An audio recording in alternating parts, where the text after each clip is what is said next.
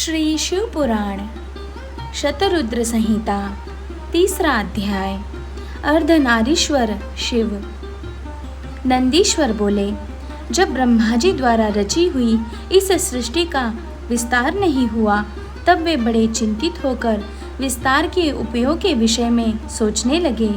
ब्रह्मा जी ने विचार किया कि यदि कोई इस संबंध में मेरी मदद कर सकता है तो वे सिर्फ भगवान शिव है।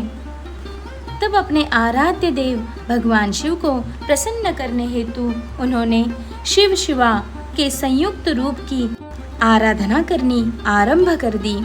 उनकी स्तुति से प्रसन्न होकर भगवान शिव ने उनके सामने प्रकट हुए और बोले, हे ब्राह्मण, कहो क्या चाहते हो?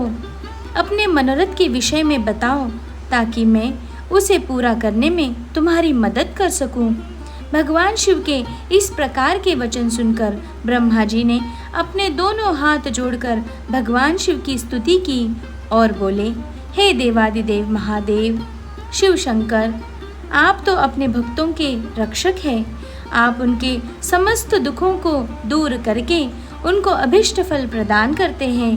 भगवान, आपकी आज्ञा के अनुसार मैंने सृष्टि की रचना की है, परंतु भगवान, मेरे द्वारा रची गई सृष्टि का विस्तार नहीं हो रहा है।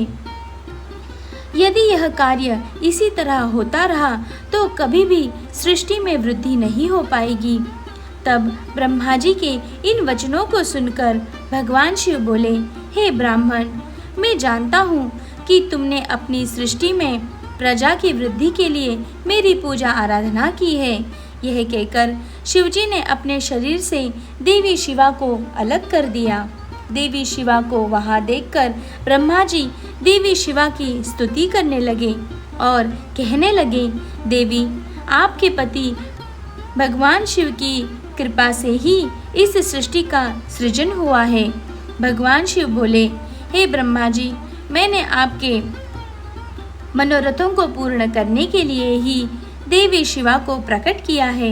इस सृष्टि का विस्तार तभी संभव है जब मैथुनी सृष्टि की रचना हो, इसीलिए तुम इस कार्य की पूर्ति करो। यह सुनकर ब्रह्मा जी भगवान शिव और शिवा दोनों की प्रसन्नता हेतु कार्य करने लगे।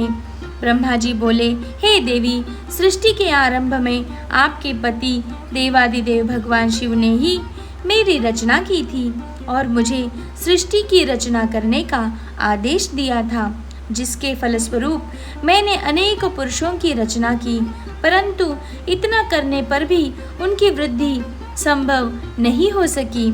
इसीलिए माते, मैं अपनी प्रजा की वृद्धि हेतु आपकी शरण में आया हूँ। प्रजा वृद्धि तभी संभव है जब सृष्टि का निर्माण कार्य अर्थात वृद्धि स्त्री पुरुष के समागम से हो, परंतु अभी तक मैं नारी को प्रकट नहीं कर पाया हूँ।